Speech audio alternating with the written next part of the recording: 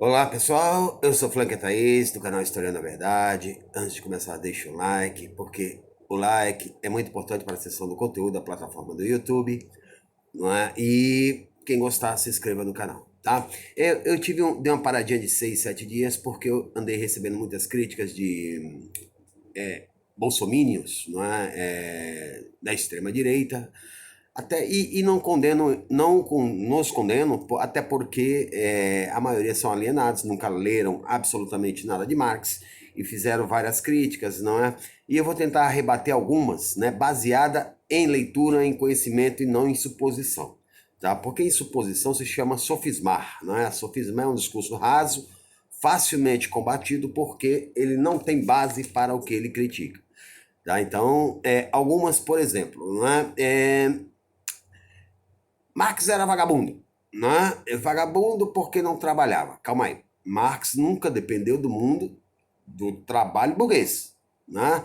Até porque ele foi um perseguido político durante toda a sua vida, né? Desde quando publicou uma série de textos na Gazeta Renana, lutando contra, né, a burguesia alemã, né, que queria proibir através do parlamento que trabalhadores pobres, né, pegassem lenha, galhos, né, folhas nas florestas senhoriais, não é, do vestígio ainda, né,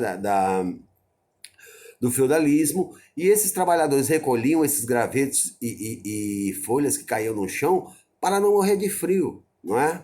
E eles queriam proibir, né? E não estavam preocupados se os caras iam morrer ou não, ou, né? Dane-se o pobre, a gente tem que ganhar dinheiro mesmo que seja em cima da exploração da miséria, e mesmo que se eles não tenham dinheiro para comprar, eles que morram, tá? Isso vai resultar num livro chamado Os Despossuídos, que é esse livro aqui. Não é? Para quem não leu, para os caras que chamam ele de vagabundo, os despossuídos, que abrem inclusive, né, o debate do filme Jovem Marx que tem no Netflix, não é? Que tá uma questão a burguesia, né, acusando o proletariado de roubo de madeira, não é? Mas na verdade era a madeira para se manter a vida, né? Que é um direito que o homem tem de manter a vida, e Marx vai estar do lado dos trabalhadores. Aliás, ele já se mostra, né, um cara que tem uma direção para o bem da humanidade, quando ele já escreve com 17 anos esse textinho aqui que é chamado de Escritos Ficcionais. Tá? Escritos ficcionais, ele fala que o bom da profissão é que o cara trabalhe não para o seu próprio bem, mas também para o bem da humanidade. Não é? Então, com 17 anos, ele já tinha esse pensamento. Né? E é um pensamento que, acredito eu, ser um pensamento, né, voltado mais para a classe trabalhadora, que sempre foi, né, em todos os tempos da história, sempre o pobre, o proletário, né, o escravo, o servo, todos eles sempre foram sacrificados na história. Tá? Outra crítica né, e aí eu penso assim, se Marx, né, chama Marx de vagabundo, eu penso o seguinte, né, o projeto Mega 2, né, Marx, Engels, Extazauber, né, que está sendo construído ainda na Alemanha para compilar todos os escritos de Marx e Engels, né? Hoje os escritos de Karl Marx e Friedrich Engels chegam a 50 volumes em inglês, né? Nem todos tem no Brasil, né? Eu tenho quase todos, né? Mas, né, as pessoas não têm nenhum, nunca leram nada e chamam o cara de vagabundo, né? Mas esse Mega Max 2, né, Max Engel Extazauber, né, deve gerar entre 100, passa de 50, deve gerar entre 100 a 114 volumes. Né? Isso de livros escritos entre os dois. A maioria de Karl Marx, é óbvio. Isso sem contar, né, não dá para se contar aí, né, os manuscritos que foram perdidos com o tempo, né, que se tornaram inelegível primeiro, porque a letra que Karl Marx tinha era muito ruim, só Jane Marx na época e o próprio Friedrich Engels, né, por uma amizade de 40 anos, né, conseguiam decifrar a letra de Karl Marx, tá? Outros dizem que Marx era sustentado por Engels, né? Porque, né, E é verdade, né? Mas não é Marx que obriga Engels. Engels que se obriga a ajudar Marx, por quê? Engels acreditava que Marx era a mente mais brilhante da época, da humanidade, naquele momento. Não é? E ele precisava garantir que Marx escrevesse tudo que pudesse em vida. Não é? Engels vai, inclusive, né, muitos relatos dizem que Engels vai romper com seu pai, que é um burguês arrogante alemão, né, para poder passar um pouco da mais-valia que o pai tinha sobre a exploração da classe trabalhadora para manter Marx vivo. Engels escreveu muitas matérias, né, jornalísticas e colocava um nome, assinava por Karl Marx, porque Engels não precisava daquele dinheiro, mas Marx precisava. Tá? Outras afirmações dizem, né, outros idiopatas dizem que Marx deixou os filhos morrer de fome, porque era vagabundo. Não, primeiro, Marx era um exilado político. Né? Ele foi perseguido por escrever Os Despossuídos, né? Teve que ir para Paris, de Paris a Prússia continuou perseguindo, foi para Bruxelas, de Bruxelas foi para Paris de volta, e de Paris foi para a Alemanha. E a Inglaterra. E na Inglaterra, nos anos 50, depois do 18 Brumário, né, depois da Guerra Civil na França, que veio a maior parte da miséria dele, e ele perdeu muitos filhos. Né? Ele perdeu 5 filhos em vida. Né? Aliás, 4, porque um nasceu morto. Né? Guido e Francesca, né? com um pouco mais de um ano, um é a Francesca, né? Dizem que tinha um problema muito sério desde que nasceu, e o Guido, né? Ele morreu com um pouco mais de um ano, né? E os relatos de Jenny, né? Dizem que provavelmente ele tenha tido tuberculose. Tá? O Engels vai dizer que ele vivia realmente numa sociedade insalubre, né? Num bairro muito insalubre, né? E outra, né? O índice de mortalidade infantil, né? na Inglaterra naquele tempo, né? Em meados do século XIX, né? Era altíssimo. O nível de mortalidade de crianças era de 15%. Né? O próprio Karl Marx perdeu 3 irmãos, né? E nenhum deles era marxista. Né? Até porque o conceito de Marx vem depois dele, né? Depois da morte dele, né? Da morte dele é que nasce marxismo, né? Ele é tão importante, aí os caras chamam ele de vagabundo, que a obra dele vai além da vida dele, né? O marxismo é falado no mundo todo e nunca fica desatualizado. Por quê? Porque as pessoas tentam combater pela alienação que é imposta à classe trabalhadora, pela superestrutura que ele vai denunciar, né? Que gera alienação. E o cara com a preguiça de ler, né, ele faz essas críticas a um cara que lutou pela emancipação social da classe trabalhadora. Né? Porque a emancipação política a burguesia fez na Revolução Francesa, mas a social ela estava impossibilitada, porque a emancipação social rompe com todos os dogmas de exploração. Então a burguesia não podia fazer. Tá? Marx vai escrever livros, não é? Que vai romper, por exemplo, com o idealismo hegeliano, né? Porque o idealismo não colocava nada em ação, fazia crítica. Hegel é de esquerda, né? Mas ele é idealista, né? E o idealismo é metafísico. Marx quebra esse idealismo dialético e transforma em materialismo histórico. Por quê? O materialismo histórico é uma ação. Da onde vem esse materialismo histórico? Vem de Hegel. Não é? Mas aonde ele se torna factual? A partir de quando Marx está em Paris, conhece a classe trabalhadora. Tá? E aí ele vai dizer, inclusive, a Feuerbach, ó, são essas pessoas que vão fazer a revolução do mundo. Esses explorados, essas pessoas que estão arrasadas pelo trabalho, explorados pela burguesia que já havia fechado a porta para a classe trabalhadora desde a Revolução Francesa. Né? A classe trabalhadora havia sido usada lá como massa de manobra, né? Como é usada hoje ainda como massa de manobra para defender a própria burguesia e o próprio rico. E não adianta o cara me dizer que não existe burguesia. É claro que existe burguês. Né? O conceito burguês lá nasceu lá na Idade Média, né? Com os que fugiam os servos que fugiam dos campos feudais, né? E migravam para as cidades abandonadas da classe média e criavam os burgos burguês. E aí começaram a trabalhar com o comércio, se monetizar, né? Ganhar muito dinheiro, vão entrar no mundo mercantil da exploração das grandes navegações, mais dinheiro ainda, né, até chegar à questão da Revolução Industrial. Não há exploração. Né? Como não há exploração? Né? Pega esse livro, Léo Huberman, A História da Riqueza do Homem. Na página 120 vai falar sobre trabalho infantil. Né? Precisa-se de crianças de até 2 anos de idade. Né? 2 anos de idade. Página 120. Né? Página 120 está aqui marcada. Vamos lá. Página 120. Léo Huberman, A História da Riqueza do Homem.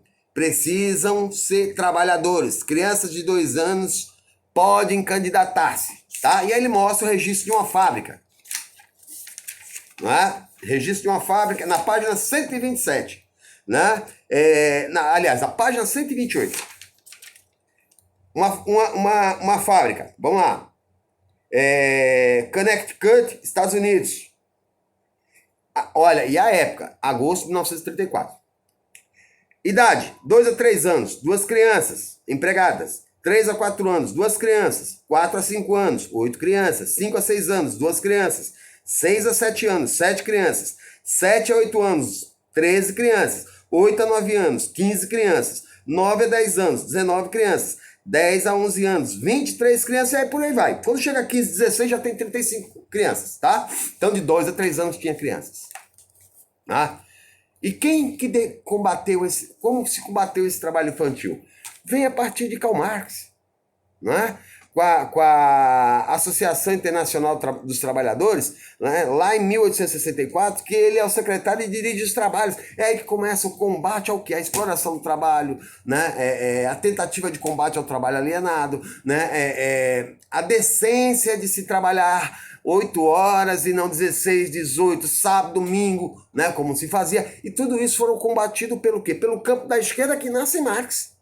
Né? Nasce Marx, nasce Proudhon, né? Nasce Bakunin no anarquismo, né? Que ele faz uma crítica a Bakunin no livro chamado A Miséria da Filosofia, que está aqui. A Miséria da Filosofia. Né? Bakunin, aliás, Proudhon havia escrito, né, A Filosofia da Miséria, Marx, em 1844. Marx leu em um dia e meio esse livro, né, A Filosofia da Miséria, e meses depois ele lançou, rebatendo Proudhon, A Miséria da Filosofia. Tá?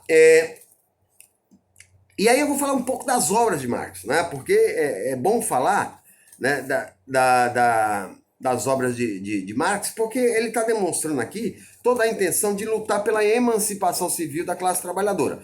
E aí o cara que é contra Marx, né, os caras que escreveram aqui no meu canal, fazendo crítica, você é contra Marx?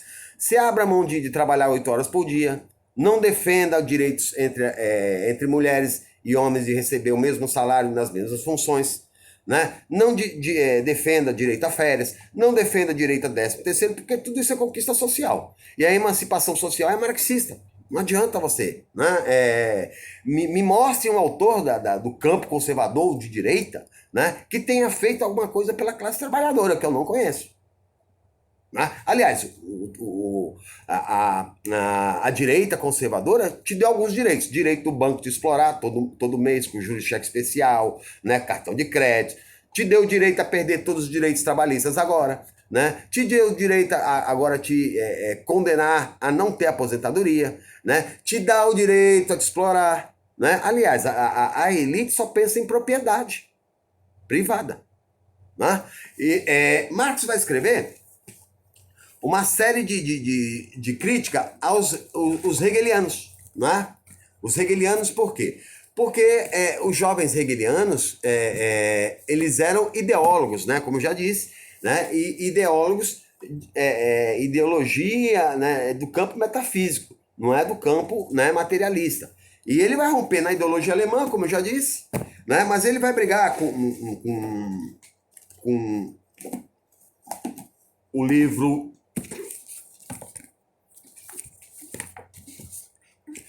Crítica à Filosofia do Direito de Hegel, né? Crítica à Filosofia do Direito de Hegel é que tá aquela famosa fala, né, que os religiosos de má fé usam, que Marx falou que a religião é o ópio do povo, né? E aí tá na introdução, e me permita ler quando Marx diz isso.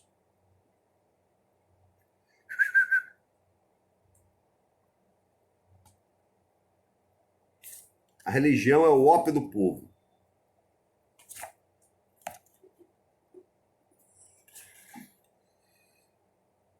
Ó, tá no finalzinho aqui. A religião é o suspiro, né, do homem oprimido, né? A esperança do homem alcançar a felicidade, não é? Mas a função da religião sempre foi alienar a sociedade, né? E a religião, a todo momento da história, ela está do lado da burguesia.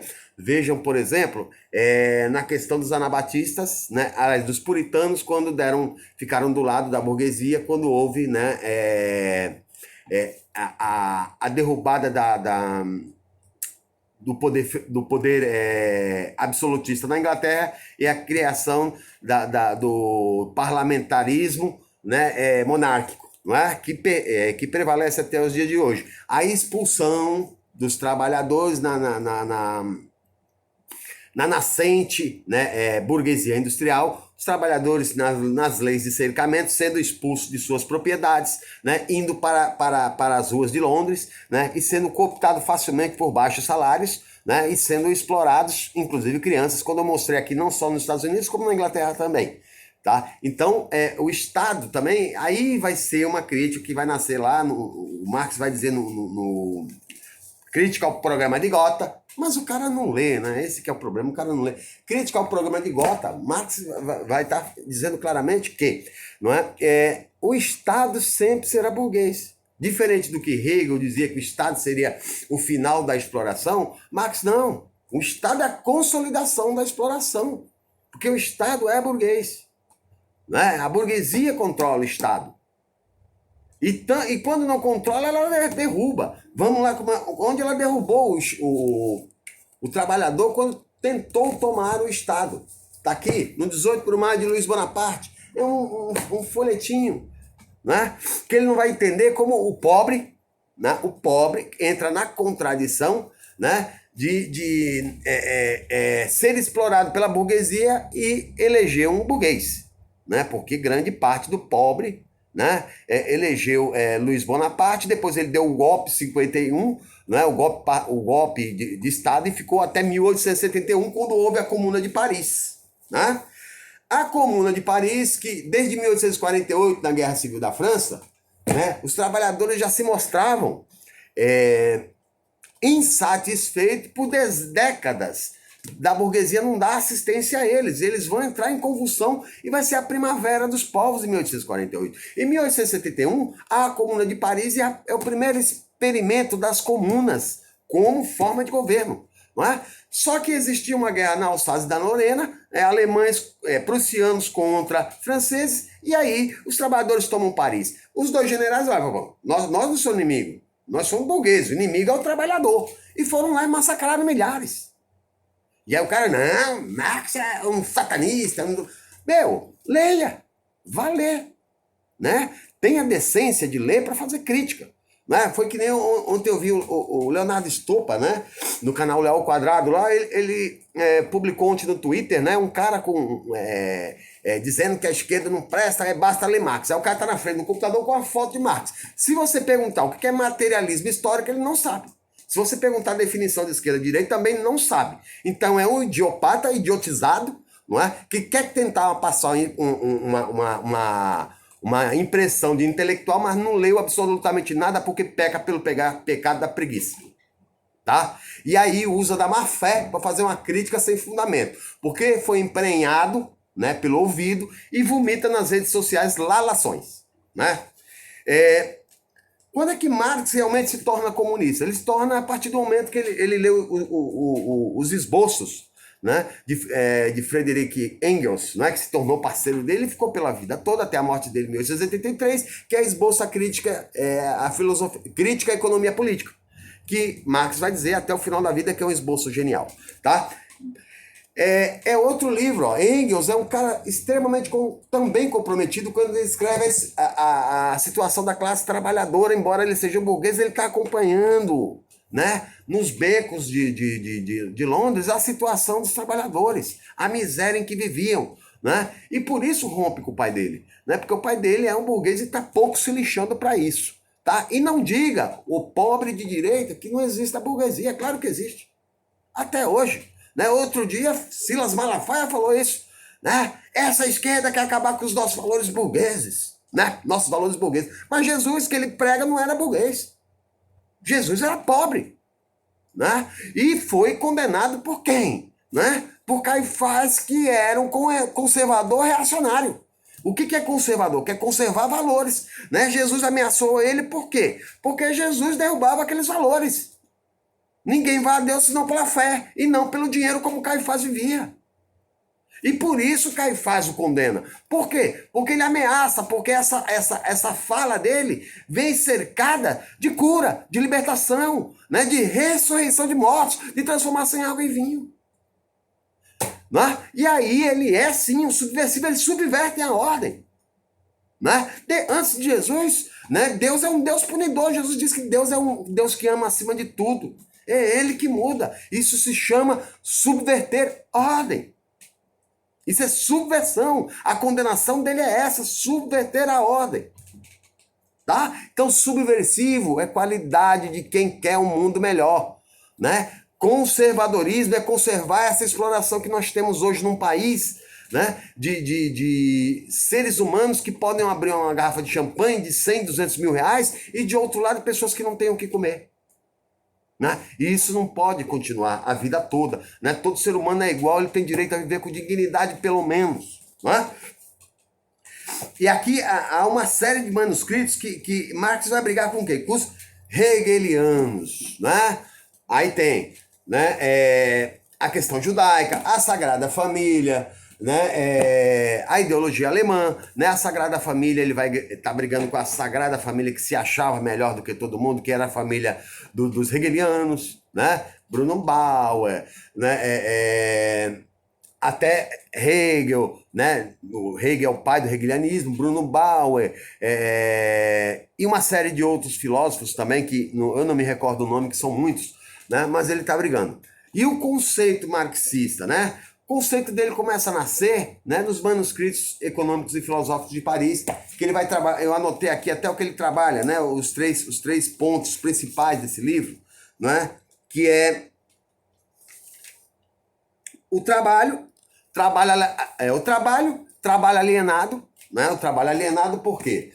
Porque o trabalhador já não domina a produção e o trabalho, como homo faber, já não existe mais. O homem nasceu para ser homo faber, mas ele não consegue mais dominar a produção. Trabalho alienado e a propriedade privada. Ele vai falar que a propriedade privada já uma argumentação, né, do passado, de Rousseau, né, que o grande problema do contrato social é a partir do momento que o homem cerca uma terra e diz é minha.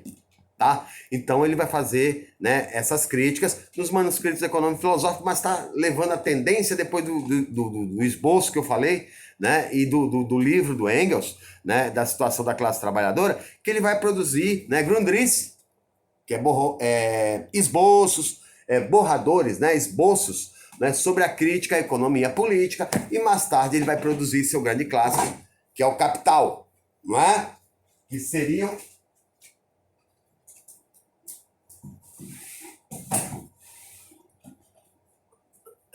esses livrinhos aqui, né?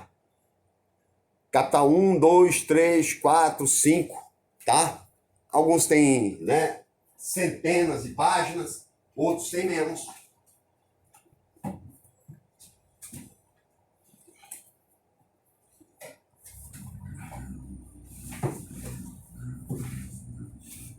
Embora ele tenha produzido todos, Marx só chegou a publicar o primeiro livro.